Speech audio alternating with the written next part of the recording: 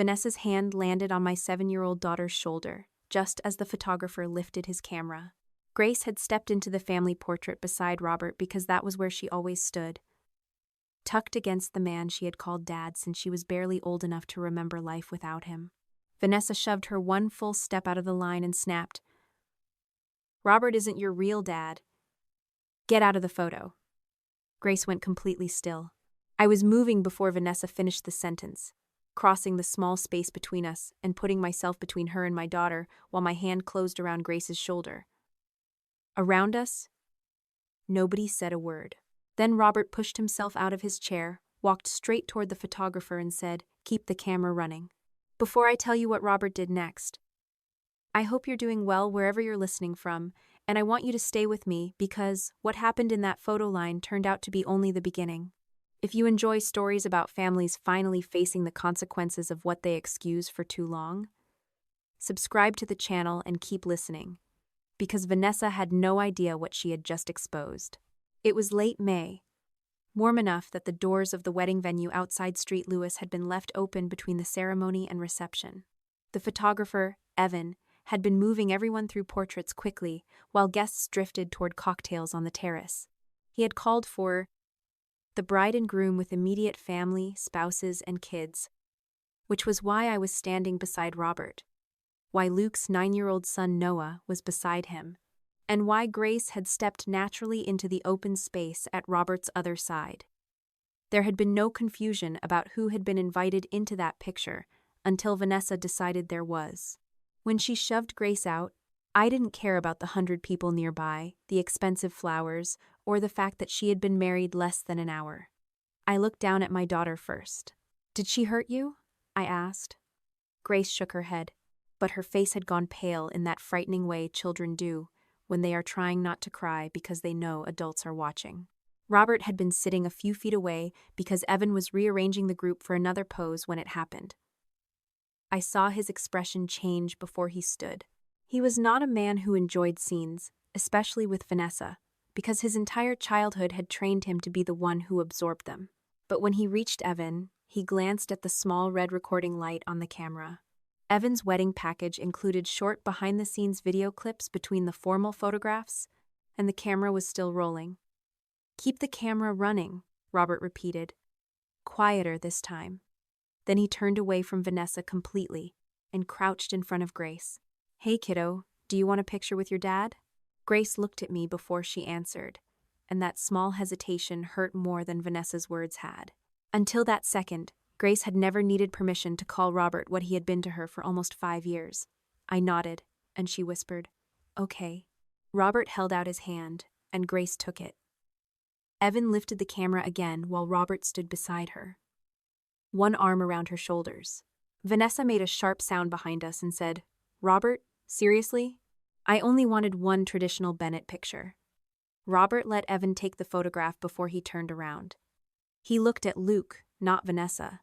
"If blood makes me not Grace's father," he said, "what exactly does Vanessa think she is to Noah?" Luke's face changed so subtly that I might have missed it if I had not been watching him. A moment earlier he had looked embarrassed by the conflict, the way a groom looks when he wants two sides of a family to stop making his wedding complicated. Now he looked at Vanessa with something else, confusion first, then concentration. Noah stood only a few feet from him. Vanessa glanced from Luke to Robert, and finally back to me, and the smile she had worn through almost every second of the day disappeared. "That's not the same thing," she said. Robert asked why. Vanessa did not answer him. She only turned toward Evan and said again that she wanted a traditional family portrait, as though repeating the word traditional would make the contradiction disappear. I looked at the people still standing in position. I was there even though I had married into the Bennett family. Noah was there even though he was Luke's child from his previous marriage and had no Bennett blood at all. Grace was the only person Vanessa had physically removed. "We're done with pictures," I said. Michelle immediately stepped forward, lowering her voice as if volume were the real problem. "Danny, please. It's Vanessa's wedding day." I looked at my mother-in-law and felt something settle inside me that had been moving for years without ever taking a clear shape. "I know what day it is," I said. "Grace is still leaving this room." I took Grace into a quiet hallway near the bridal suites. and Robert followed a few seconds later. For almost a minute, Grace said nothing. She stared at the carpet and rubbed her thumb over the edge of the little beaded bracelet she had worn because Vanessa had told her it matched the Flower Girls. Then she looked up at Robert. "Does Dad know he isn't my real dad?" she asked me.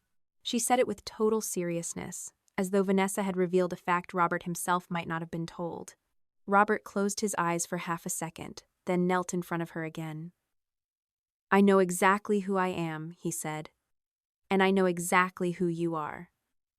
Nobody else gets to decide that for us." Grace nodded, but she did not look relieved yet.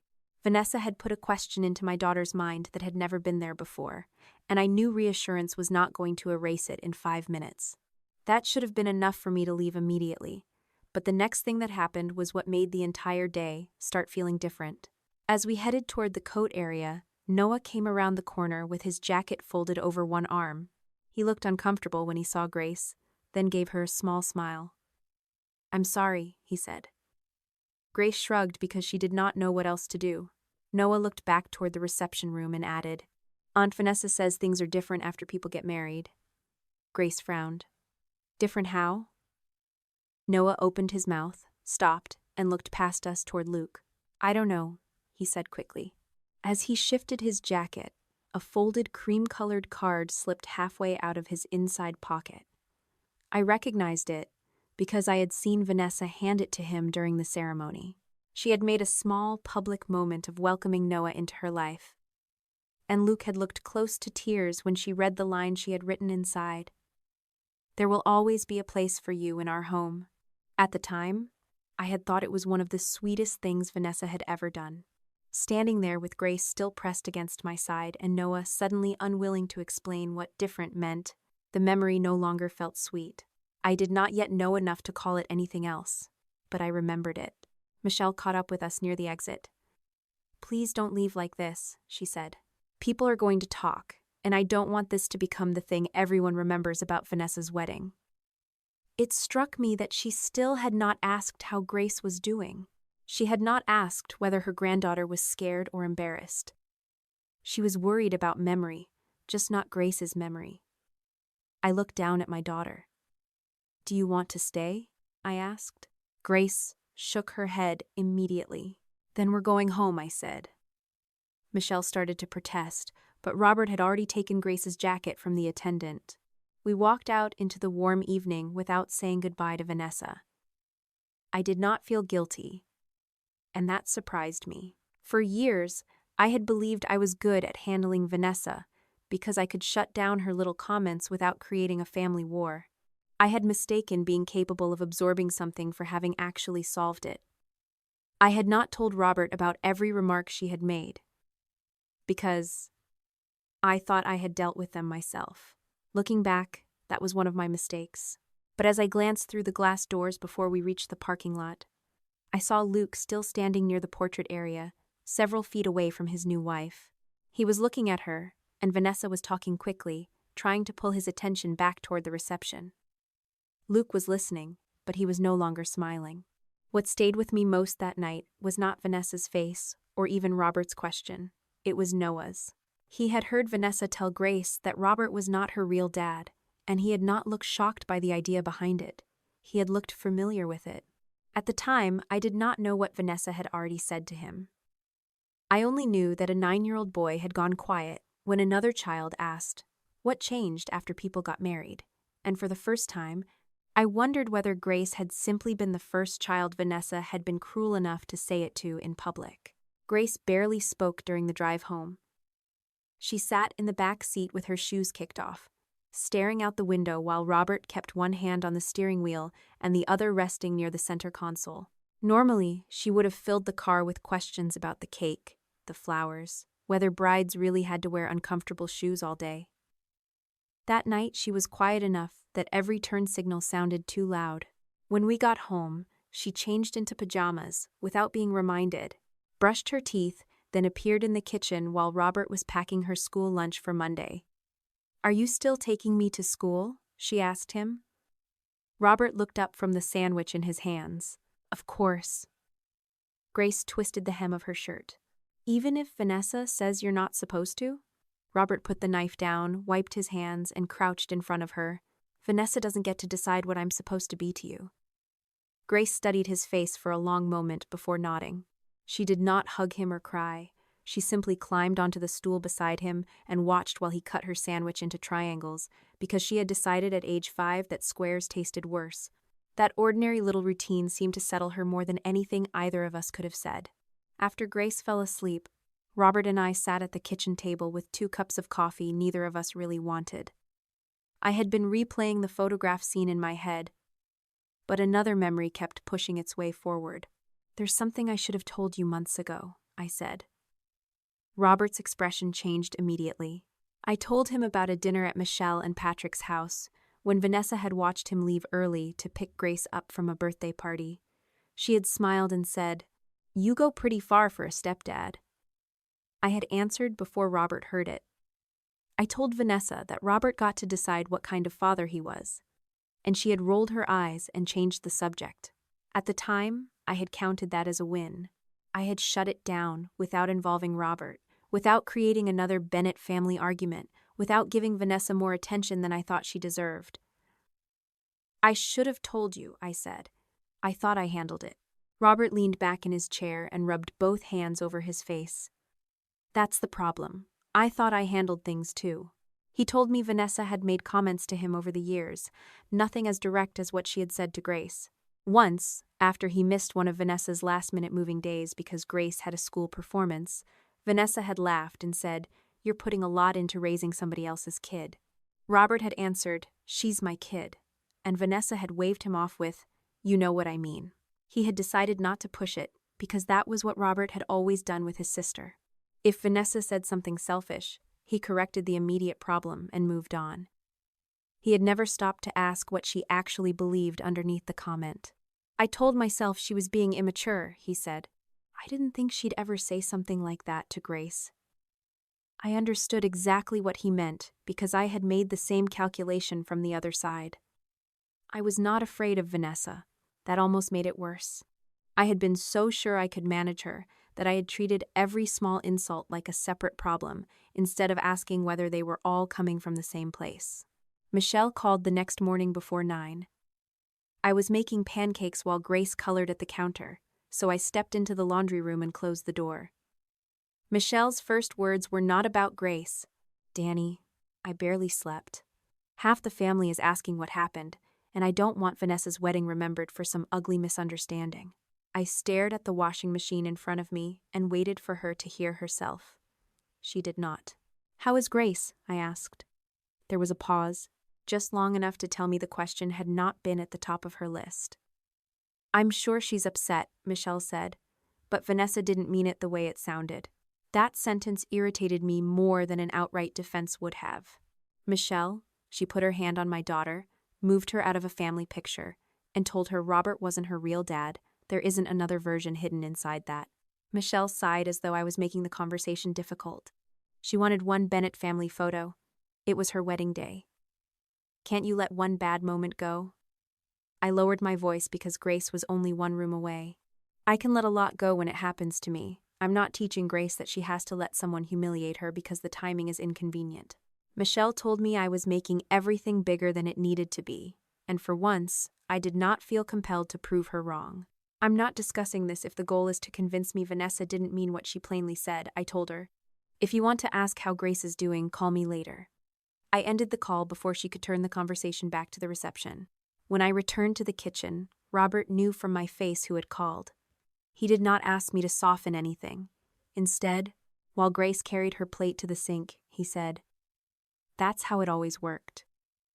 Later, when Grace went upstairs to get dressed, he explained what he meant.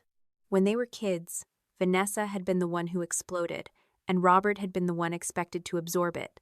If Vanessa cried because she wanted the front seat, Patrick told Robert he was older and could sit in the back. If Vanessa ruined a family outing with a tantrum, Michelle took Robert aside and asked him to help calm his sister because he was the reasonable one. None of those stories sounded monstrous by themselves. Together, they explained why Vanessa had grown up expecting discomfort to move away from her and settle onto somebody else. That afternoon, Grace had a small reading event at the community library she had been excited about all week. An hour before we were supposed to leave, she suddenly said she did not want to go. "You don't have to," I told her, "but yesterday you wanted to." She picked at a loose thread on her sleeve. What if somebody says Dad isn't my dad? Robert was standing by the front door with her jacket in his hand. He did not rush to reassure her or tell her nobody would say that. "If you want to stay home, we'll stay home," he said. "If you want to go, I'm still going with you. You get to decide." Grace looked between us, thinking far longer than I expected, then reached for her jacket. "Can we sit in the back?" she asked. We did. Robert sat beside her through the entire reading, and when she stumbled over a word, she looked at him before she looked at me. He gave her the smallest thumbs up. She smiled and kept going. I remember thinking that Vanessa had tried to turn fatherhood into a biological fact, while Robert was proving what it meant by sitting quietly in a folding chair at a children's reading event. That evening, after Grace was asleep, my phone buzzed with a message from Emily Shaw, Vanessa's maid of honor. I almost ignored it. Emily and I had never been close, and I assumed she was reaching out to ask me to smooth things over. Instead, her first message said, "I'm sorry I didn't say anything yesterday." Before I could answer, another appeared. "There's something Vanessa said at the rehearsal that sounded harmless then. It doesn't sound harmless now." I asked her what she meant. Emily took several minutes to respond. Finally, she wrote, "We were talking about the wedding being over and everyone getting back to normal. Vanessa said, once we're married, there'll need to be some adjustment." I thought she meant schedules, house stuff, normal newlywed things. I stared at the screen. Then another message appeared. She was talking about Noah. I showed Robert without saying anything.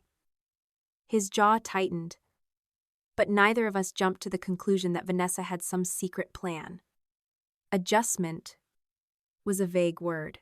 Plenty of newly married couples adjusted routines, especially when children and shared custody were involved. I asked Emily whether Vanessa had said anything more specific. She answered almost immediately. Yes, there was another comment. Worse. I don't want to quote it from memory and get it wrong. I'm going back through the bridesmaid thread to see if she texted it too. That was the first moment I understood how dangerous Vanessa's language could be. Every sentence on its own could be explained away as stress, boundaries, logistics, a bad joke. The problem was beginning to look less like any single sentence and more like what happened when you placed them all beside each other. By Monday morning, Vanessa had decided the problem was not what she had done to Grace. The problem, according to her, was how the rest of us had reacted to it. She posted a long message in the Bennett family group chat before I'd even finished my first cup of coffee. She wrote that Grace had gotten overwhelmed during the photographs, that I had made an emotional moment much bigger than it needed to be, and that Robert had humiliated her in front of Luke on what was supposed to be the happiest day of her life. She never wrote the sentence she had actually said. She never mentioned putting her hand on Grace.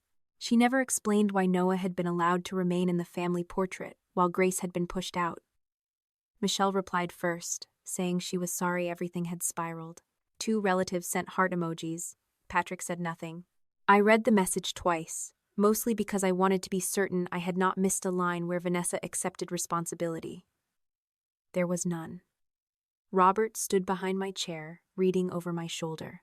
"Don't answer angry," he said. "I'm not going to." That was true, although my hands were already hot. I typed 3 sentences, deleted them, and started again. This time, I wrote only what had happened. Evan had called for the bride and groom with immediate family, spouses, and children. Grace had stepped beside Robert. Vanessa had physically moved her out of the line and told her Robert was not her real dad. I had taken my daughter away from the situation. That was all. No adjectives. No insults. No discussion of Noah. Before sending it, I read it aloud once. Robert nodded.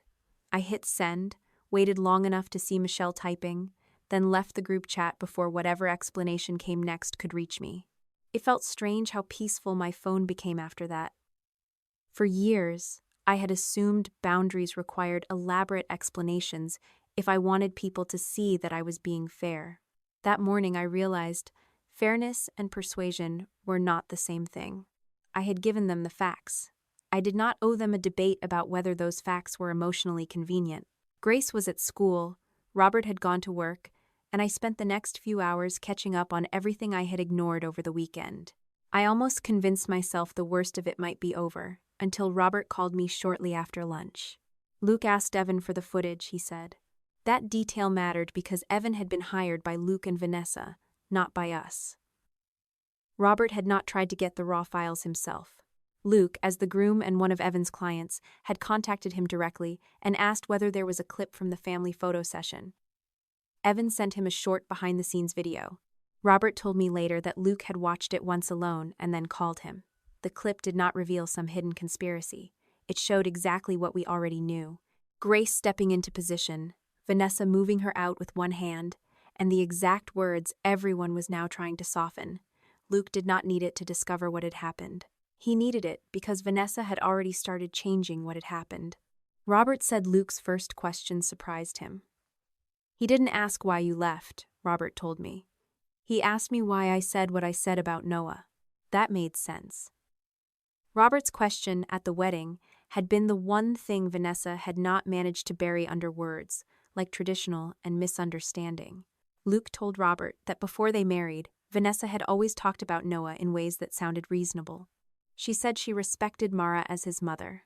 She said she never wanted Noah to feel that she was trying to replace anyone. She talked about strong co-parenting, making sure Noah had stability, and protecting some couple time so their marriage did not become nothing but schedules and logistics. Hearing Robert repeat those things, I could understand why Luke had never treated them as red flags. None of them were automatically wrong. In fact, if Vanessa had meant them the way she presented them, they might have been healthy. Robert told Luke about the comments Vanessa had made over the years, including the one about him putting too much into raising somebody else's child. He did not present them as proof of some hidden plan. He said only that he had dismissed them as selfish remarks from his sister, and now wished he had paid closer attention. Luke apparently went quiet for several seconds before saying, "She never talked about Grace like that around me." Robert answered, "She didn't talk about Noah that way around you either, at least not that I know of." That was the first time I felt the shape of the mystery change again. We still did not know what Vanessa wanted, but there was suddenly a difference between the language she used with Luke and the language she used when she thought nobody important was listening. I refused to jump from that to an accusation. When Robert came home that evening, we sat at the kitchen counter while Grace did homework in the next room. "I don't want us deciding we know what Vanessa thinks just because we're angry," I said. Robert agreed. We had one ugly wedding scene, a handful of comments, and Emily's memory from the rehearsal. That was enough to justify distrust. It was not enough to build a story in our heads and call it fact. The more upset I became, the more deliberate I needed to be. That was not passivity. It was the opposite. I had spent too much of my life cleaning up messes people created because they acted first and thought later. The first real contradiction came from Mara. I was not part of the conversation when it happened. So I only learned the details that night when Robert showed me the messages Luke had forwarded. Luke had texted Mara about an upcoming weekend because something from the wedding discussion had made him think about how often Noah's schedule had shifted during the previous few months. He asked whether she still wanted the same arrangement they had used that weekend in April. Mara replied casually, "Sure. Like last time when Vanessa said you had that brutal work week." Luke had stared at that sentence long enough to check his calendar. He had not had a brutal work week. He had been home every night. When he asked Mara what she meant, she said Vanessa had messaged her directly and explained that Luke was exhausted, wedding planning had become chaotic, and it might be easier if Noah stayed an extra night. Mara had agreed because an extra Sunday night was not unusual for them. She and Luke had always been flexible about small swaps as long as Noah was comfortable. There had been no custody battle, no legal maneuvering, no dramatic dispute. That was precisely why the message had passed unnoticed. The strange part was what Vanessa had told Luke about the same weekend. Robert scrolled down the screenshots Luke had sent him and turned the phone toward me. In Vanessa's message to Luke from that week, she had written, "Mara asked if she could keep Noah Sunday night too. I told her I didn't think you'd mind." I read it twice. On Mara's side, Vanessa had presented Luke as the reason for the extra night. On Luke's side, she had presented Mara as the reason. A very small shift, almost nothing. If it had happened once, I could have believed she remembered the conversation badly. But once you know someone has created two versions of the same event, the next question becomes unavoidable. How many times? I asked. Robert looked at me and said, "That's exactly what Luke asked." I did not feel triumphant. I felt cold. This was the first thing we had found that was not a tone, an impression, or an interpretation. Vanessa had told two people two different stories about where a change in Noah's schedule had come from. It still did not prove why. Maybe she had been trying to help and was careless. Maybe she hated conflict and thought both parents would agree faster if each believed the other had asked. There were explanations that did not require the darkest possible motive.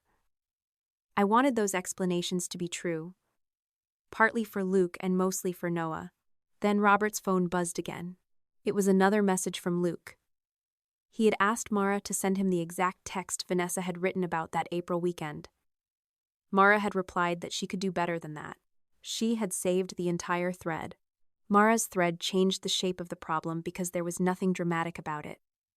No threats, no fake accounts, no custody papers, nothing that would have made anyone suspicious on its own. That was what made it worse. Luke sent the screenshots to Robert, and Robert showed them to me that evening after Grace had gone upstairs to shower. Mara and Luke had always handled small schedule changes informally when Noah wanted an extra night with one parent or when work got complicated, so Vanessa stepping in occasionally had not seemed unusual. In one message from March, Vanessa had written to Mara, "Luke's exhausted after this week. Would you mind keeping Noah Sunday night too?" Mara had replied, "Sure, no problem." 2 days later, Vanessa had texted Luke, "Mara asked if she could keep Noah Sunday." I told her that was probably fine. In April, Vanessa told Mara wedding appointments had taken over the weekend and Noah might have more fun staying with her. She told Luke Mara had asked for the extra time because she had family visiting. The changes were small enough that nobody had checked. That was the system Vanessa had been using.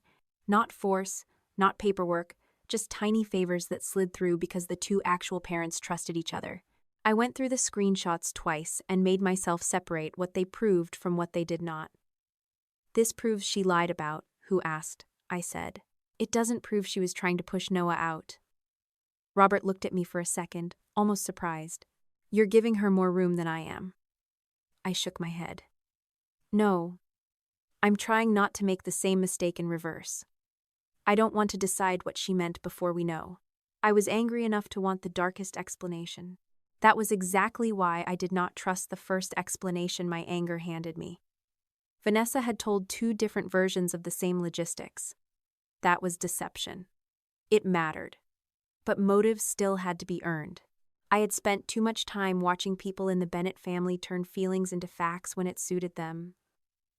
I was not going to do that just because this time I hated the person under suspicion. Michelle made that restraint difficult. The next morning she sent me a private message even though I had already left the family group. "I really hope you can stop feeding this," she wrote. "Luke and Vanessa need space to work things out without everyone assuming the worst." I stared at the screen until the words stopped looking like language and started looking like a pattern. She still had not asked Grace how she was. She had not asked why Luke was questioning anything. The problem, in her mind, was the fact that people were looking too closely. I opened the family group again, added myself back through Robert's phone long enough to draft a message, and began attaching everything I had access to. The short wedding clip Luke had shared with Robert, the screenshots from Mara, Vanessa's original group message. I wrote 3 paragraphs dismantling every excuse Michelle had made. By the time I reached the end, I felt calmer because I could already imagine the silence after I hit send. Robert came into the kitchen while I was rereading it. "What are you doing?" he asked. I turned the screen toward him. Ending the argument, he read the draft without interrupting, then handed the phone back. "Don't send that." My first reaction was immediate irritation. "Why not? She keeps saying this is all misunderstanding." "Fine, here's the timeline." Robert shook his head. "This isn't about Vanessa's wedding anymore. Those messages involve Noah." Luke gets to decide what happens with his marriage, and Noah does not need our entire extended family reading screenshots about where he sleeps. I hated that he was right because for about 30 seconds it felt like he was asking me to be quiet for Vanessa's comfort again. He saw it on my face. "I'm not protecting her," he said. "I'm protecting a 9-year-old from becoming evidence in a family group chat." That distinction landed hard enough to change my mind. I deleted the attachments first, then the whole draft. Being angry did not give me ownership over somebody else's child or somebody else's marriage. I still wanted Michelle to stop rewriting reality, but not badly enough to make Noah pay for it. Luke confronted Vanessa later that day. I was not there, and I did not know the details until Robert filled me in that evening after Luke called him. Luke had shown Vanessa the texts from Mara and asked why she had told each of them the other person had initiated the schedule changes. Vanessa did not panic. She did what she was good at, made everything sound practical. She said she had been trying to help because Luke was busy, the wedding had consumed their calendar, Mara was flexible, and Noah had seemed happy to stay an extra night. When Luke asked why she had said Mara requested something Mara had not requested, Vanessa told him she must have remembered the conversation wrong. "There were a million things going on," she said. "I was trying to keep everybody happy." Luke told Robert that if he had heard that explanation 3 days earlier, he probably would have accepted it. That was the danger of Vanessa's version. Every part of it was plausible until you placed it beside another part. Luke still did not accuse her of trying to change custody or remove Noah from his life. He asked only whether she had made any other changes without checking with him first. Vanessa said no. Then she told him Danny was turning a bad wedding moment into an attack on their marriage. I almost laughed when Robert repeated that part. But I did not. There was nothing funny about watching someone try to move the center of a problem away from their own behavior. Robert told me Luke had ended the conversation rather than argue. That mattered too. For the first time, Vanessa had not been able to talk until everyone was exhausted enough to accept her explanation. The next part came through Luke that same night. He had gone into Noah's room because he wanted to make one thing clear without dragging his son into adult conflict. He told Noah that his schedule was not going to change unless he and Mara discussed it with him, and that he did not need to worry about being sent somewhere because adults were upset. According to Luke, Noah looked at him and immediately asked, "Did I do something?" Luke told him no. Noah asked again, "Are you sure?" That was when Luke realized the conversation was no longer about a few extra Sundays. He asked gently why Noah thought any of this might be his fault. Noah did not answer right away. He picked at a seam on his blanket and stared down at his hands. Robert's voice was different when he told me that part, slower. Luke said he asked him one more time why he thought he had done something wrong. I remember gripping the edge of the counter because I already knew I was not going to like the answer. Noah finally looked up at his father and said, "Is this because I make it hard for you and Vanessa to be married?" For several seconds, neither Robert nor I spoke. That question did something the screenshots had not. Messages could still be called confusing. Schedules could still be called practical. A 9-year-old believing his presence was a burden on his father's marriage was something else. I thought back to the wedding hallway, to Noah telling Grace that things were different after people got married, then refusing to explain what he meant. I had assumed he was repeating something vague, maybe something he barely understood. Now it sounded less vague. I still did not know exactly what Vanessa had said to him, and I refused to fill in words he had not given us. But I knew enough to understand that this was no longer only about where Noah spent an extra night. Somewhere along the way, he had learned to connect his place in his father's home with whether Luke's marriage succeeded. That was not a scheduling issue. It was fear. When I checked my phone before bed, there was no new message from Emily yet. No screenshot, no dramatic confession waiting for us. I was almost grateful. We already had enough to ask better questions, and for once I wanted answers more than I wanted a victory. What I did not know then was that Noah had one more thing to say to Luke, and it would make every vague comment Vanessa had ever made sound very different. Luke told Robert the rest the next morning, and Robert repeated it to me after Grace left for school. According to Luke, he had stayed in Noah's room after that first question because he did not want his son going to bed believing he was the problem in an adult marriage. He asked Noah what made him think he was making things harder. Noah answered in fragments, the way children do when they are trying to repeat something they understood emotionally before they understood it logically. Vanessa had told him that grown-ups needed space after they got married. She had reminded him that he already had a mother and that Mara loved having him. None of that, by itself, sounded cruel. Then Noah said the sentence Luke could not explain away. She told me not to make you feel like you have to choose. Luke had asked him, choose between what? Noah stared at his blanket and said, me and being married. Robert stopped talking for a moment after he repeated that to me. I could tell he was trying not to turn his anger into something Grace could hear from the next room if she came back early. I felt the same thing. Up to that point, I had forced myself to separate what we knew from what we suspected. Vanessa had lied about small schedule changes. She had made comments about stepchildren. She had humiliated Grace in public. But Noah's words gave those separate pieces a different weight. A 9-year-old should not have to measure his own presence against whether his father's marriage survives. I asked Robert whether Luke had pushed Noah for more. He had not. Luke told him that once Noah said those words, he stopped asking questions and told his son something much simpler. Nothing about the marriage was Noah's responsibility, and no adult who loved him should make him feel like his place in the family depended on being convenient. That mattered to me because I did not want Noah turned into evidence. Children say things imperfectly. They misunderstand tone. They combine separate conversations. Luke understood that, and instead of interrogating him, he gave him reassurance first. Later, Luke told Robert that Noah seemed almost embarrassed by the whole conversation, as if he had broken a rule by saying it aloud. That detail stayed with me. Vanessa had not needed to tell Noah, I want you gone.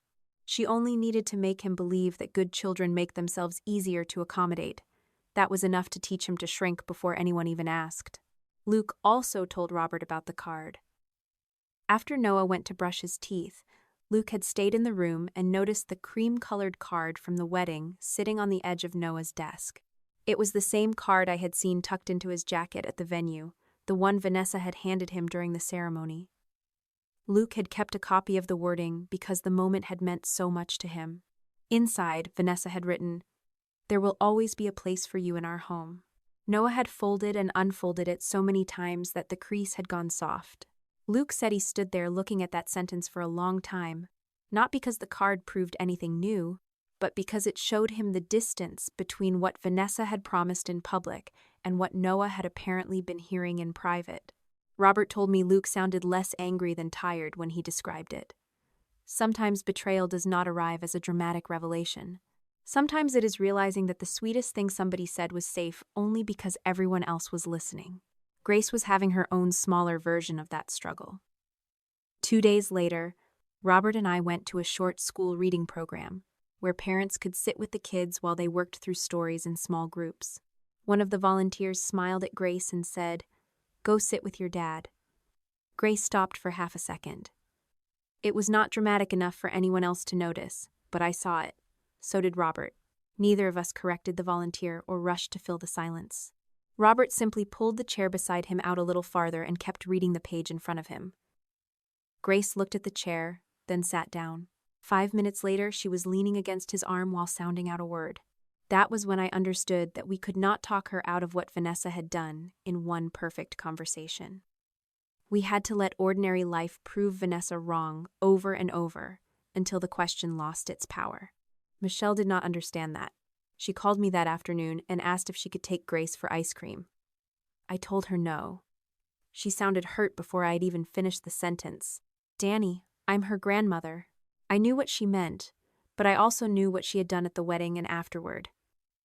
"You can see Grace with us," I said. "You're not taking her alone right now." Michelle immediately asked what I thought she was going to do. I told her exactly what worried me. "I think you're going to tell her Vanessa didn't mean it, or that she misunderstood, or that everyone was upset because it was a wedding. I'm not letting you edit that memory for her." Michelle said she only wanted to help Grace move on. "Then help her by letting her know the adults were wrong," I said, "not by teaching her she heard them wrong." Michelle accused me of punishing her for something Vanessa did. I told her I was responding to something Michelle had done herself. She had watched Grace get pushed out of the photo, then worried first about the reception, the guests, and Vanessa's wedding memories. She had called me afterward to defend intent, instead of asking about impact. That was not the same thing Vanessa had done, but it had consequences too. I did not raise my voice. I did not threaten to cut her off forever. I gave her a clear condition. She could see Grace with Robert or me present, and she would not use that time to explain Vanessa away. If she could respect that, we could take another step later. Michelle went quiet long enough that I knew she wanted to argue, but eventually she said, "Fine." It did not sound like understanding. It sounded like temporary compliance. For the moment, that was enough.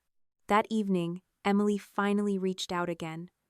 Her first message was simple: "I found the thread." I sat down before opening the next one. She explained that the comment she remembered from the rehearsal had been spoken aloud, but there had also been a bridesmaid group chat several weeks earlier when Vanessa was complaining about schedules, seating arrangements, and how often Luke had to plan around Noah. Emily said she had forgotten the exact wording because the conversation had moved on quickly. Now she had scrolled far enough back to find it. She asked if I wanted her to send the screenshot. I told her not to send it to me first. "Send it to Luke," I wrote. "It's his marriage and his son." A few minutes later, Robert's phone rang. It was Luke. Robert answered, listened, and looked at me across the room. Whatever Luke was saying changed his expression immediately. After the call ended, he told me Emily had sent the screenshot, and Luke was still reading the thread around it to make sure nothing had been stripped from context. That mattered to both of us. We had already seen how easy it was to turn one line into a weapon without understanding what surrounded it. I asked Robert what the message said. He shook his head. "Luke wants to confirm the whole exchange before he forwards it." Then my own phone buzzed. It was Emily again. This time the message read, "I found it. It's worse than I remembered." Emily sent the full thread to Luke first, just as I had asked, and Robert showed it to me after Luke forwarded the relevant section to him. The conversation had started with ordinary bridesmaid complaints about seating charts and rehearsal timing. Vanessa had been irritated because Luke needed to leave one planning appointment early to pick Noah up. One woman joked that Vanessa should get used to sharing her husband. Vanessa replied, "Once we're married, Noah will probably spend more time at Mara's anyway. I'm not spending half my marriage raising another woman's kid." A few messages later, Emily had written, "Does Luke know you feel that way?" Vanessa never answered the question directly. She changed the subject to floral arrangements. Reading the exchange in context made it worse, not better. Nobody had baited her. Nobody had been arguing about custody. Vanessa had volunteered the thought because Luke choosing his son over a wedding appointment had annoyed her. Emily called me later that afternoon and apologized again. She said she remembered being uncomfortable when Vanessa wrote it, but everyone had been stressed and the conversation moved fast.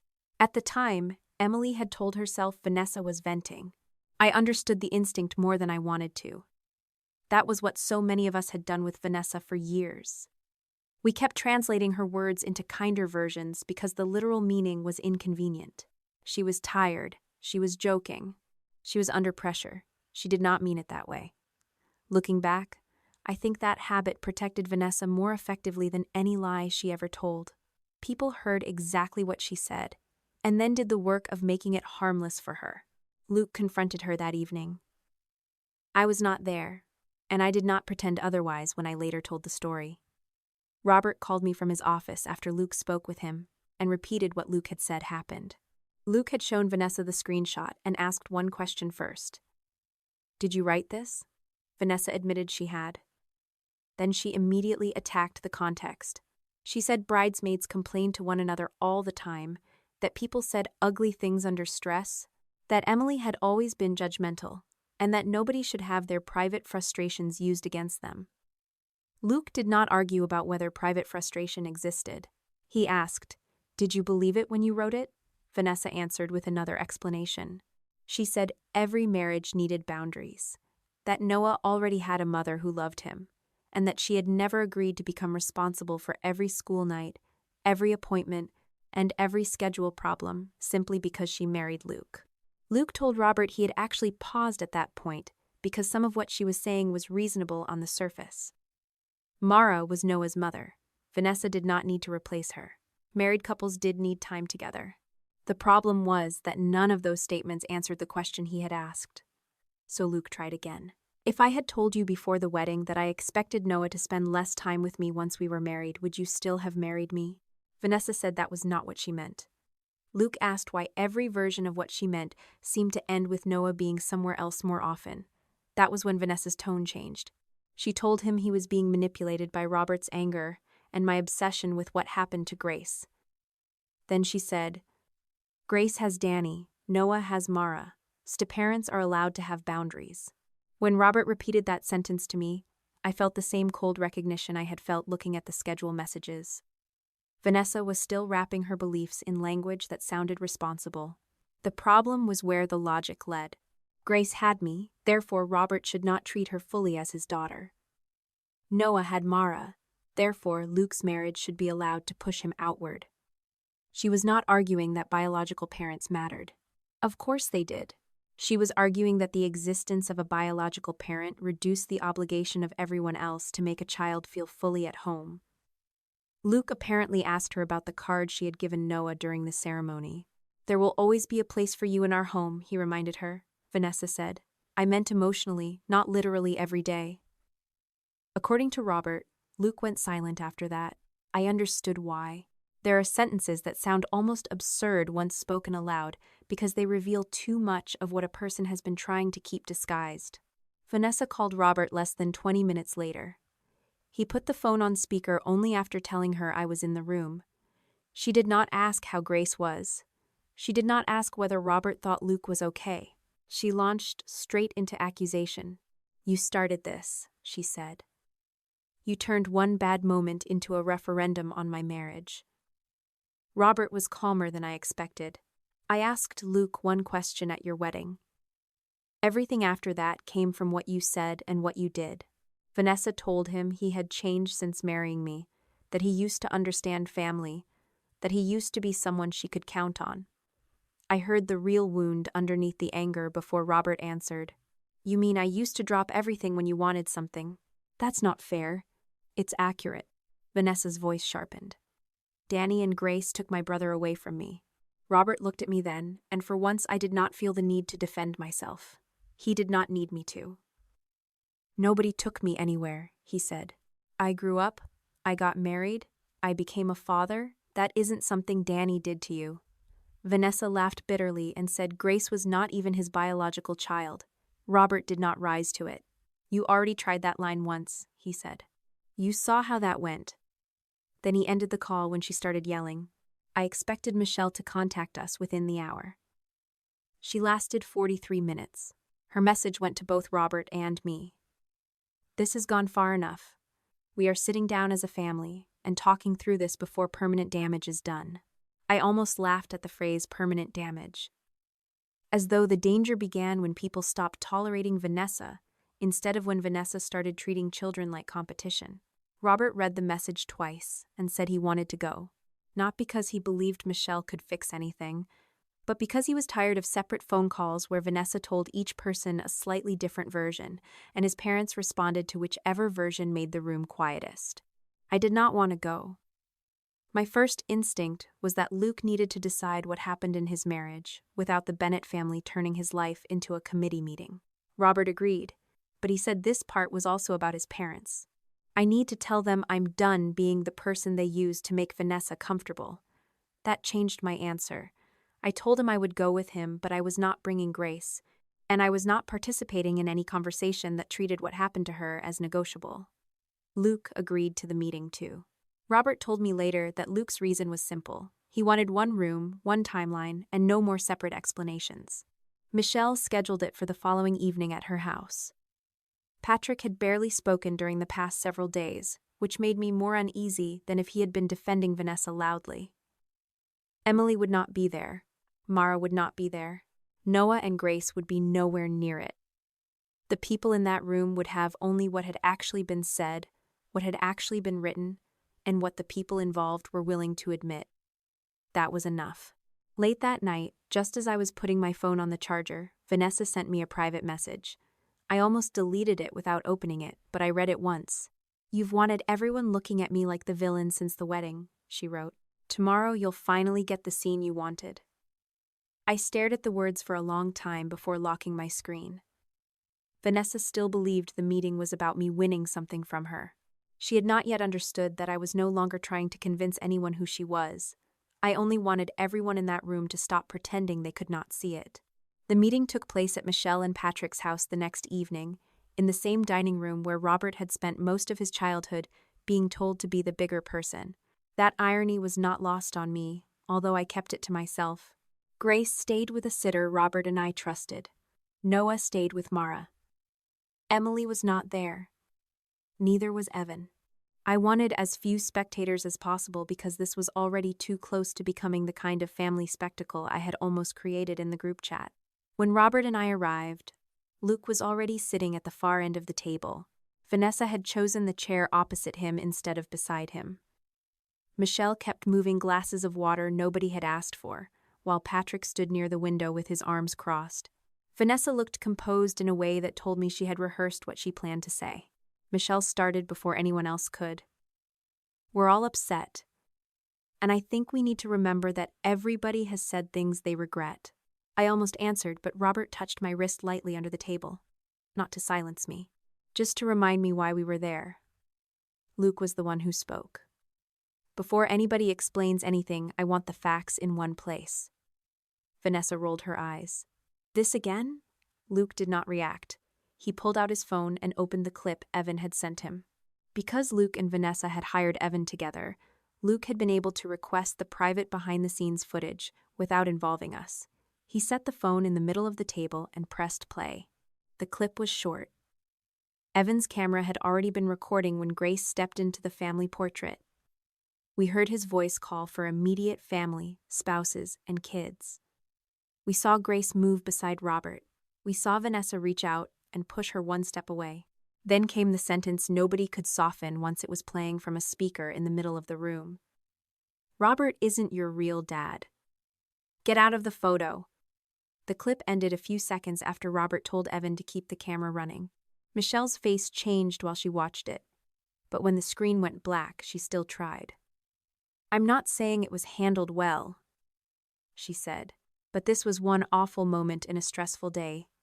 I looked at her and realized the footage had not changed her instinct. It had only taken away one excuse. Luke moved to the schedule messages next.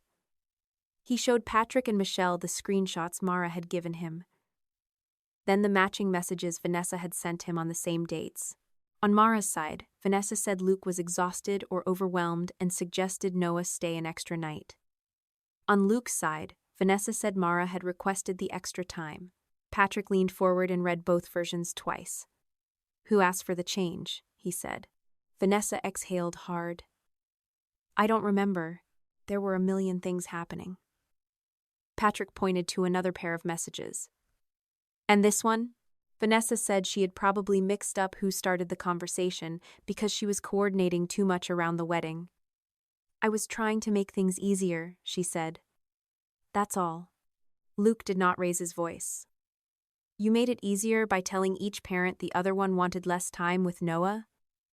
Vanessa's jaw tightened. "You're making it sound sinister when it wasn't."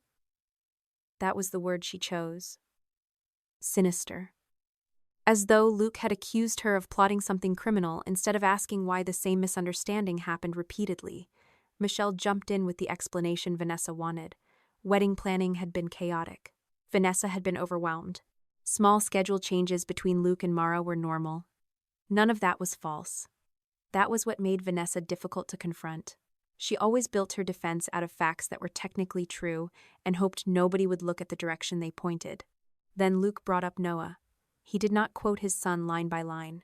I appreciated that. He said only that Noah had asked whether he was making the marriage harder and whether Luke might have to choose between him and being married.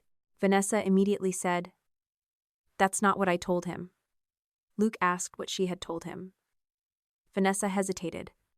"I said marriages need space sometimes. That kids have to adjust too." Michelle nodded as if this helped. I watched Patrick instead. He was no longer looking at Luke. He was looking at Vanessa. "Did you tell him not to make his father choose?" he asked. Vanessa answered too quickly. Not like that. Luke's expression did not change, but the room did. What does not like that mean? He asked. Vanessa started talking about context again. The final thing Luke laid out was Emily's screenshot. He read the message aloud because Michelle had not seen it yet. Once we're married, Noah will probably spend more time at Mara's anyway. I'm not spending half my marriage raising another woman's kid. Michelle closed her eyes for a second. Patrick remained still. Vanessa leaned back in her chair and said, "It was a private bridesmaid chat. People vent. If everybody had their worst private message dragged out in front of their family, nobody would look good." That argument was stronger than I wanted it to be. People did vent. People did say ugly things privately. One message alone was not enough to define an entire marriage. Luke seemed to know that too, because he did not treat it like a confession. He asked, "Did you mean it?" Vanessa answered, "I meant I didn't want our marriage swallowed by custody schedules." Luke said, "That isn't what you wrote." Vanessa snapped, "Because normal people understand tone." I felt my anger rise, but I kept my hands folded in my lap. This was the moment I would once have stepped in and tried to organize the entire argument into something nobody could escape. I could have listed every comment, every lie, every contradiction. I did not. Luke deserved to decide what his marriage meant. Robert deserved to speak to his parents for himself. My job was not to prosecute Vanessa. My job was to make sure nobody turned Grace into the price of restoring peace. Luke sat back and looked at Vanessa for a long time.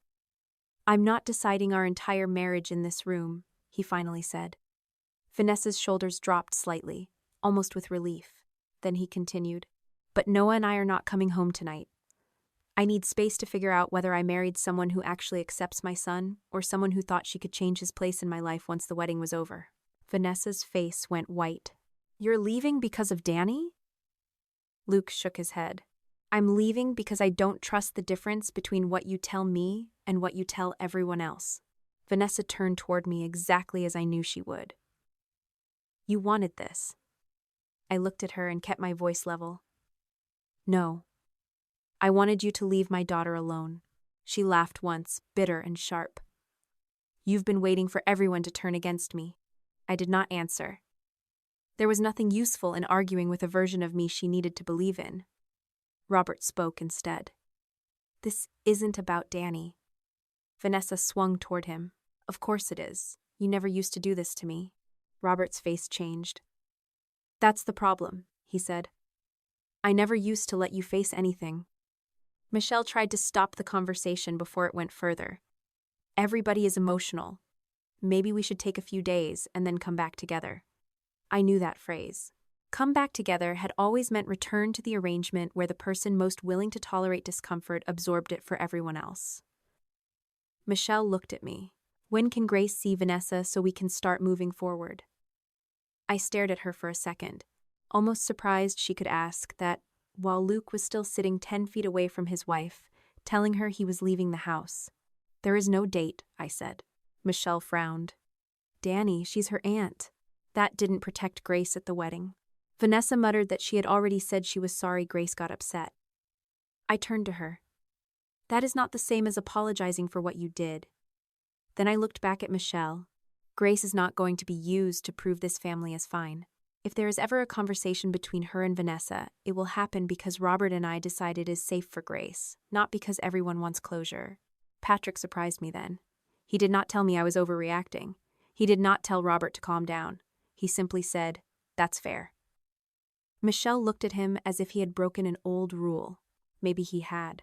The meeting ended without the clean victory I had expected. Luke left alone and went to get Noah from Mara. Vanessa stayed at her parents' house that night. Michelle was still trying to explain things. Patrick had finally started asking questions, but he had not yet fully said what he believed. Robert and I drove home in silence for most of the trip, because there was nothing satisfying about knowing 2 children had been hurt badly enough to make adults pay attention. At the time, I thought the truth had finally been dragged into enough light that Vanessa could no longer hide from it. I thought separation, the screenshots, Noah's fear, and the wedding footage would force her to understand what everyone else was seeing. What I did not understand yet was that Vanessa still believed the problem was perception. She still thought that if she could make one practical decision sound reasonable enough, she could prove all of us had misunderstood her. For the first time since the wedding, I stopped checking my phone every time it lit up. That sounds small, but it mattered. I had spent more than a week reacting to Vanessa's choices, as if every new message might require a decision from me, and I was beginning to understand how easily competence becomes another form of captivity. Grace still needed breakfast, clean uniforms, help with reading, rides to school, and parents who could answer ordinary questions without making every evening about Vanessa. Robert still needed a wife, not a co-investigator. I needed my own life back too. So, I made a deliberate choice.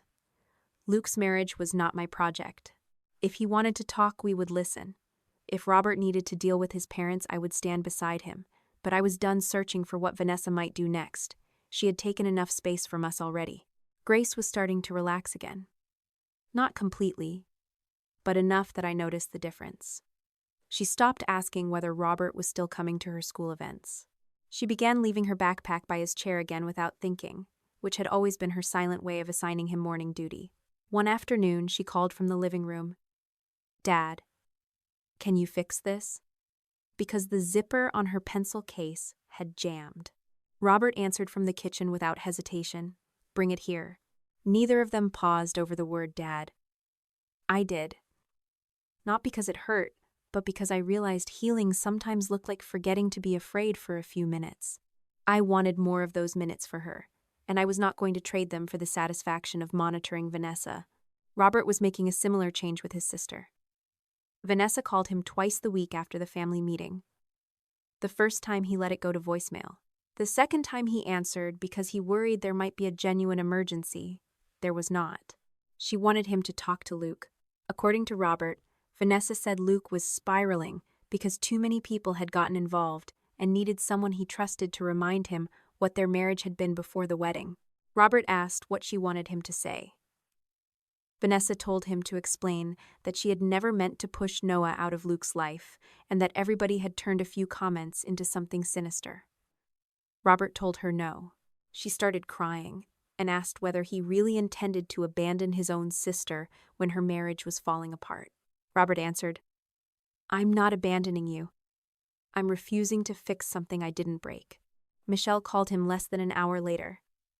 I was sitting beside Robert when he put the phone on speaker. "She needs her brother," Michelle said. Robert did not sound angry anymore, which made his answer stronger. Grace needed her father.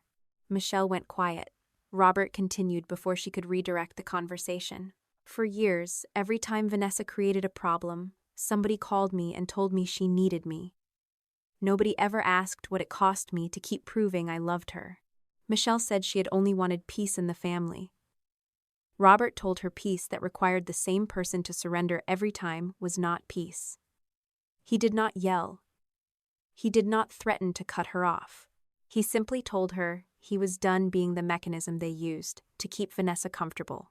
A few days later, Patrick asked Robert to meet him for coffee. I was not there, so I only know what Robert told me afterward. Patrick did not deliver some perfect speech or suddenly become the father Robert had always needed. He admitted one specific thing. He had spent years telling Robert to be the bigger person because it was easier than teaching Vanessa to accept disappointment. "I thought I was keeping the family together," Patrick told him. "I think I was teaching her that everybody else would move first." Robert said hearing that mattered, but he did not pretend one admission erased decades of habit. He told Patrick that if he really understood now, the proof would be what he did the next time Michelle asked him to pressure us for Vanessa's sake. Patrick nodded. That was all. I respected that more than some dramatic promise to change overnight. Vanessa's first attempt at apologizing to me came by text. "I'm sorry things got out of hand at the wedding, and afterward," she wrote. "I never wanted Grace hurt." I read it twice and saw what was missing. No mention of pushing her. No mention of what she had said. No acknowledgement that she had spent days accusing me of causing the fallout. It was an apology for the existence of consequences, not for the choices that caused them. Then she added that she wanted to send Grace a bracelet because she remembered Grace had liked the one she wore to the wedding. I told Vanessa not to send anything. She replied, "It's just a gift, Danny," I answered. "That's why it doesn't fix anything." She sent back 3 dots, then nothing else. I did not feel victorious. Mostly, I felt tired of watching adults use objects when words would require too much accountability. A bracelet would have let Vanessa imagine she had restored a relationship without ever having to say, "I was wrong to make a child feel she did not belong." Grace did not need a gift from her. She needed enough distance to stop wondering whether every family gathering came with a test she might fail. Luke, meanwhile, had not made a final decision. Robert stayed in occasional contact with him, and Luke called me once directly because he wanted to know whether Grace was doing better. He and Noah were still staying apart from Vanessa. Luke had agreed to a few counseling conversations, partly because he wanted to be certain he was not reacting only to the shock of the wedding. He told us he was trying to separate 3 different questions: whether Vanessa had said cruel things, whether she had lied to him, and whether she could actually live in a marriage where Noah's place was non-negotiable. The first 2 questions were already uncomfortable enough. The third was the one Luke still wanted answered by behavior, not promises. I thought that was sensible. Vanessa had spent their entire relationship presenting herself as someone who respected his role as a father. If Luke ended the marriage, he wanted to know he was ending it because the woman he married and the woman he was seeing now were fundamentally incompatible, not because one ugly scene had humiliated everyone. That distinction mattered to me too. I had no interest in being the person Vanessa could point to later and say, "Danny destroyed my marriage over one comment." If the marriage ended, it had to be because Luke saw the pattern himself and decided what it meant. For almost 2 weeks, things were quieter. Vanessa stopped contacting us directly. Michelle respected the limits we had put around Grace, although I could tell she hated them. Luke continued living separately with Noah. I began to think maybe Vanessa had finally understood that any attempt to control the situation would only make it worse. Looking back, that was the point where I underestimated her again. Vanessa had not accepted the problem. She had only changed tactics. Mara received the message on a Thursday afternoon. I did not know about it until that evening, when Robert came into the kitchen with his phone in his hand and said, "Luke just sent me something." Mara had forwarded Vanessa's message to Luke, and Luke had then sent it to Robert because he wanted him to understand why everything had changed again. Robert handed me the phone. The message was long, calm, and carefully worded. Vanessa told Mara she had been thinking about what would be best for Noah while everyone settles down. She suggested that fewer transitions during school weeks might give him more stability. Maybe Noah could stay with Mara more often Monday through Thursday for a while Luke kept weekends, games, holidays, and other quality time. She mentioned Luke's work schedule. She mentioned counseling. She even said she did not want Noah caught in adult tension.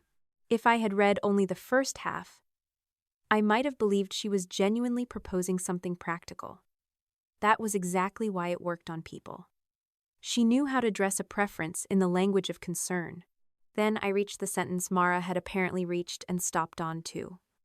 "Luke and I need some room to steady our marriage and eventually build a home for children of our own." I read it again.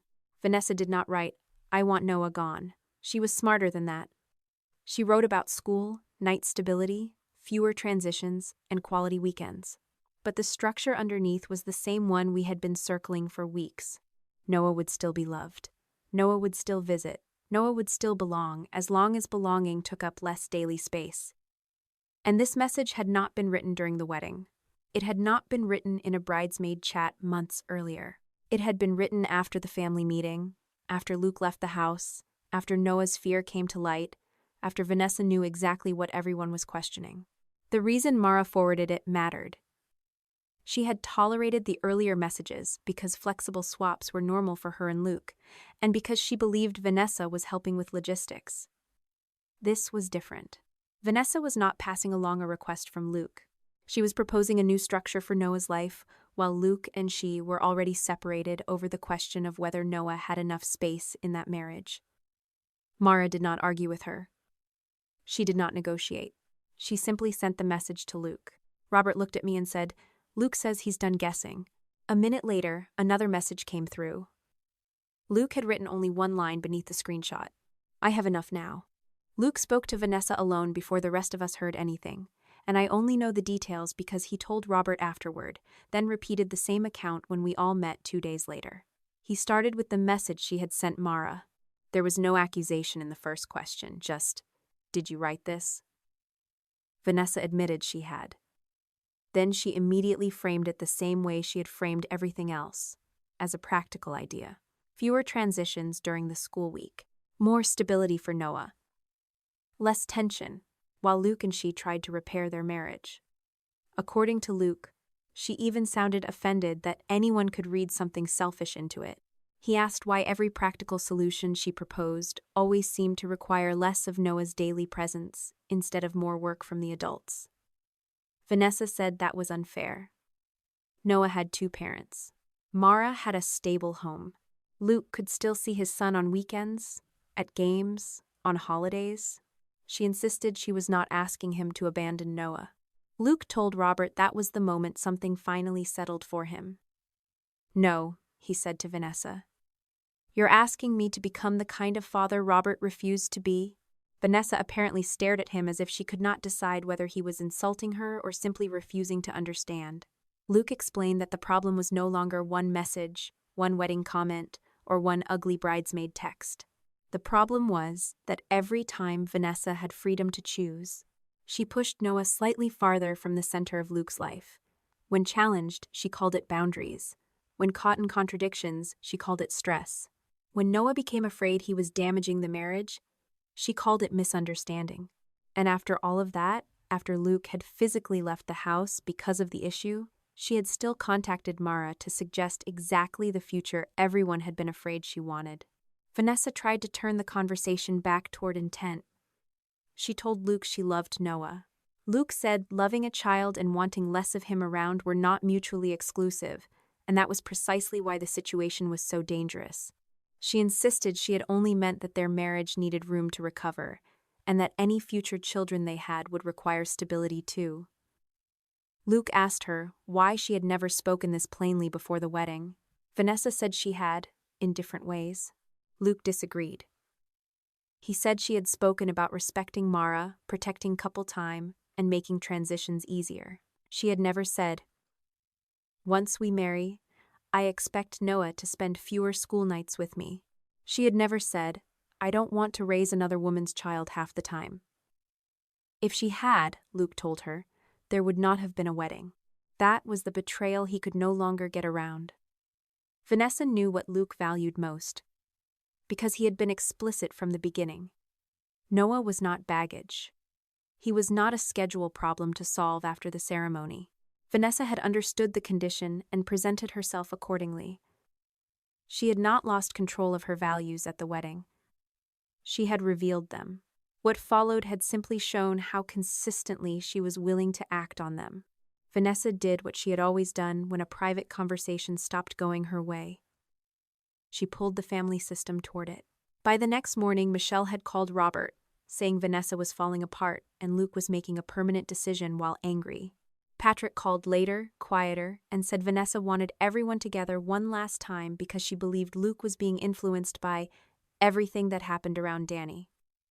I did not want another meeting. I told Robert that Luke did not need a jury, and I certainly did not want Grace's name dragged across another dining room table. Robert agreed, but Luke asked us to come because he wanted the final version of the story heard in one place. I went for one reason only. I was done allowing Vanessa to use my silence as evidence that her version might be true. When we arrived at Michelle and Patrick's house, the room felt different from the previous meeting. Vanessa was not composed this time. She looked exhausted, angry, and frightened, which made sense because for the first time she was not trying to prevent consequences. She was trying to reverse ones already in motion. Luke placed his phone on the table and opened the message Vanessa had sent Mara. He did not read every line. He highlighted the parts about fewer school night transitions, more time with Mara, weekends and activities remaining with Luke, and then the sentence about needing room to steady their marriage and eventually build a home for children of their own. Michelle immediately said, "Maybe she meant temporarily." Luke nodded. "Maybe. That's why I asked her." He turned toward Vanessa. "Was this temporary?" Vanessa said yes, at first. Then she added that if it worked well for Noah, maybe they could keep some version of it. Luke did not need to argue. The contradiction sat there by itself. Michelle tried another route. She's been under enormous pressure since the wedding. Luke looked at her. This message was sent weeks after the wedding. He counted the timeline out calmly. After the photograph, after the video, after the schedule messages, after Noah's fear came out, after Emily's text, after their separation, after they had discussed counseling. At what point, he asked, does stress stop explaining a choice she keeps making? Patrick had barely spoken. He was staring at Vanessa in a way I had never seen before, not angry, more like a man recalculating years of memories. Finally, he said, I kept telling myself you didn't mean what you said. Vanessa looked at him. Patrick continued, at the wedding, I told myself you were upset. With those texts, I told myself you were venting. With the schedule, I told myself you were trying to help. He tapped one finger against the table near Luke's phone.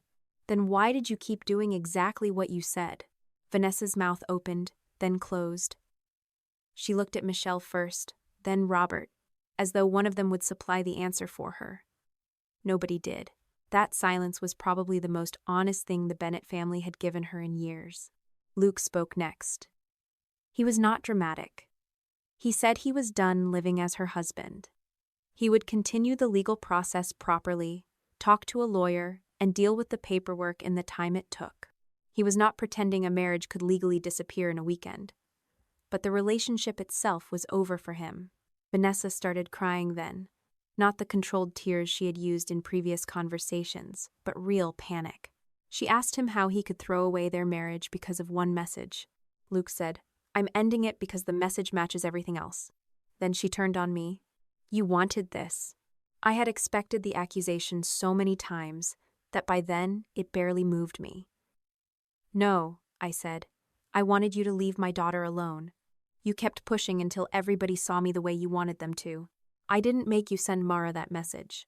Vanessa shook her head hard. You poisoned Robert against me.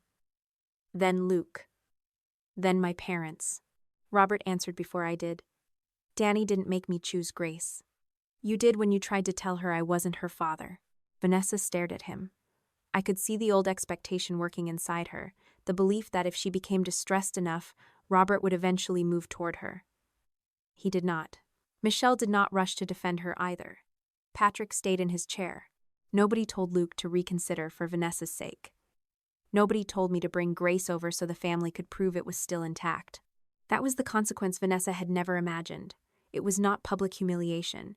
It was not a viral video, a lawsuit, or some dramatic punishment I had engineered. The people she had spent years training to prove their love by prioritizing her simply stopped doing it. Luke chose Noah. Robert chose Grace and me. Patrick chose not to repeat the same mistake. Even Michelle, who still looked devastated, did not tell anyone else to surrender. Vanessa left before the rest of us. She did not slam the door. She just picked up her bag and walked out looking smaller than I had ever seen her. I did not enjoy it. There was nothing satisfying about watching a marriage end or a family recognize how long it had helped create the problem. The satisfaction came from something quieter. Nobody lied for her anymore. A few days later, she contacted me directly. By then, Luke had already spoken with a lawyer, Robert had stopped answering Vanessa's repeated calls, and Michelle had finally gone several days without asking us to fix anything. Vanessa's message was different from the others. She was no longer accusing me of destroying her life. She wanted help. She wanted me to talk to Robert. She wanted me to tell Michelle she was trying. She said everybody was treating her like she was some kind of monster, and that she did not know how to make any of them listen. Reading it, I realized Vanessa was asking me to do the exact thing I had spent my whole life doing in other forms. Take a crisis somebody else created, organize it, soften it, and carry part of the weight so everyone else could breathe easier. This time, I already knew my answer. Vanessa's message sat on my phone for almost an hour before I answered it. By then, Luke had already met with a lawyer and begun the process of ending the marriage properly. Nothing had magically become legal overnight. There were forms, appointments, discussions about property and practical arrangements, and Luke was dealing with those without turning Noah into a weapon. Noah's schedule with Mara remained essentially what it had been before Vanessa started interfering, and Luke made it clear that any future changes would be decided by Noah's parents, not by somebody trying to make room for a marriage that had already failed. Robert had reduced contact with Vanessa to almost nothing. Michelle had finally stopped calling every day. Patrick checked in with Robert occasionally but no longer asked him to fix anything. The entire Bennett family felt quieter, not because everybody was healed, but because one old habit had finally stopped working. Vanessa's message did not sound angry anymore.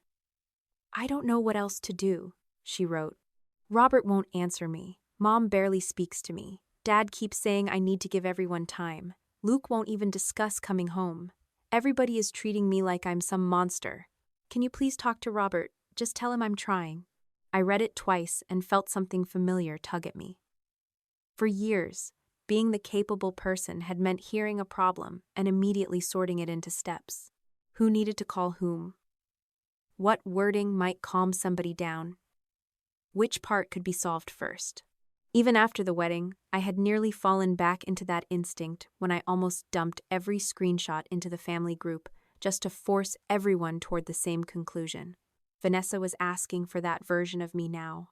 She wanted me to take a disaster she had built and turn it into something manageable. I called her instead of texting because I did not want a thread she could later trim into another version. When Vanessa answered, her voice sounded exhausted. She started explaining before I had even said hello, telling me Luke was being unfair, Robert had become cold, and Michelle was acting like she had suddenly forgotten Vanessa was her daughter. I let her finish. Then I said, "Consequences are not an emergency I have to solve for you." Vanessa went silent. I could hear her breathing on the other end. "So that's it?" she asked. "You're just going to sit there while my whole family turns against me?" I told her nobody had asked me to turn anyone against her. Robert had made his own decision. Luke had made his own decision. Patrick had finally made one too. "You keep describing other people, choosing their boundaries as something I did to you," I said. "That's part of the problem." Vanessa's voice cracked when she said she wanted to apologize to Grace.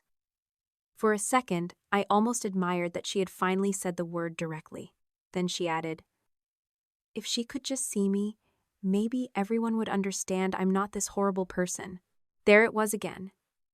Even the apology was being used as proof for adults. An apology is not access, I told her. She started arguing that Grace was family, that she loved her, that she deserved a chance to make things right. I told Vanessa if she genuinely wanted to change, she could do that whether Grace witnessed it or not.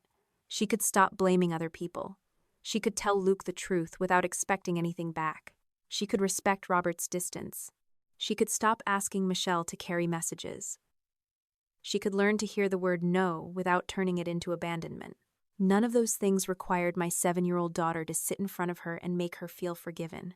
Vanessa asked how long I planned to keep Grace from her. I did not give her a date because that would have turned time into another box she could check. "If Robert and I ever believe contact is good for Grace, we'll decide then," I said. "Not because Christmas comes, not because Mom asks, not because you've had a bad week. Behavior first, time second." Vanessa accused me of enjoying the power. Months earlier, that would have made me defend myself for 10 minutes. This time, I simply said, "You can believe whatever helps you avoid hearing me." Then I ended the call. Michelle's apology came differently. A week later, she asked if she and Patrick could stop by while Robert was home. I told her yes, with one condition. Nobody would bring Vanessa up unless Grace did. Michelle agreed.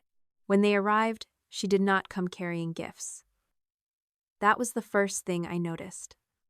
She sat at our kitchen table and waited until Grace had gone upstairs to finish a school project before speaking. "I was wrong at the wedding," she said. "I was worried about what people would think instead of what Grace had just heard." Then I kept trying to explain Vanessa because that was easier than admitting I had watched it happen. There was no but. No mention of stress. No request that I understand how hard motherhood was. I told her I appreciated the specificity more than any apology she had offered before. Patrick was quieter. He said he had spent years confusing Robert's ability to handle things with an obligation to handle them. He admitted that telling Robert to be the bigger person had become a way of letting Vanessa stay smaller. Robert did not rush to comfort him. He only said, "Then don't do it again." Patrick nodded. That was enough for that day. We did not restore everything at once. Michelle and Patrick saw Grace with us present. They respected the topics we told them not to touch. They stopped asking whether Vanessa could be included. Slowly, I became willing to give them more space. Not because they were family by default, but because their behavior started matching what they said. Grace asked about Vanessa only once during those weeks. She was sitting at the kitchen counter while Robert helped her tape a torn page back into a library book. "Is Vanessa still mad that you're my dad?" she asked him. Robert smiled slightly, though I could see the question hurt. "Vanessa doesn't get to decide whether I'm your dad," he said. Grace looked down at the tape dispenser. "But she said you weren't real." Robert slid the repaired book toward her. "Being your dad is something I get to do every day. I take you to school. I help with homework. I worry when you're sick. I tell you when your room is a disaster. I show up. Nobody can take those things away by saying a sentence." Grace considered that, then smiled. "My room is not a disaster." Robert laughed. "That is the most unrealistic thing anyone has said in this family all year." By August, Luke's divorce process was still moving forward. I did not know every legal detail because I did not need to. He and Noah were stable. Mara and Luke were communicating directly again about schedule changes. Robert still had not resumed a normal relationship with Vanessa. Michelle had stopped trying to force one. Patrick had become better at letting silence remain uncomfortable, instead of filling it by asking somebody else to sacrifice. Vanessa was not publicly destroyed. She did not lose a job, a house, or some secret fortune. What she lost was the system that had always softened consequences before they reached her. For someone who had spent most of her life measuring love by who would move aside for her, that was a much heavier loss than anything I could have engineered. 3 months after the wedding, Grace's school held a small late summer family event. Nothing elaborate. Folding tables, lemonade, teachers wearing name tags, parents pretending they remembered everyone from the year before. Near the end, one of the teachers suggested taking a picture of the kids with their families. I felt Grace's hand tighten around mine for half a second when somebody raised a phone. Robert noticed too. Neither of us mentioned the wedding. He simply stepped a little to one side and left an open space beside him. Grace looked at that space, then at Robert. He did not reach for her. He did not tell her where she belonged. He just waited. Grace stepped into the space on her own and leaned against his side. I stood next to her, and the teacher took the picture. Nobody asked who was biological. Nobody asked whose last name meant what. Nobody moved Grace out so somebody else could feel more legitimate. That picture is still in our house. Not because it proves who our real family is. I stopped needing photographs to prove that. I keep it because when I look at Grace standing there beside Robert, I remember the difference between being included because somebody allows you and belonging because nobody expects you to earn the right to stay. You cannot control who shares your blood, but you can control who gets access to your peace, your children, and your home. When someone repeatedly crosses boundaries, excuses are not enough. Changed behavior must come first. You also do not need to rescue adults from consequences they created themselves. Protect children from being used in family conflicts, judge apologies by actions, and let trust rebuild slowly. Healthy families make room for people without forcing them to earn belonging. If this story gave you something useful to remember, subscribe to the channel and stay with us for more family stories ahead.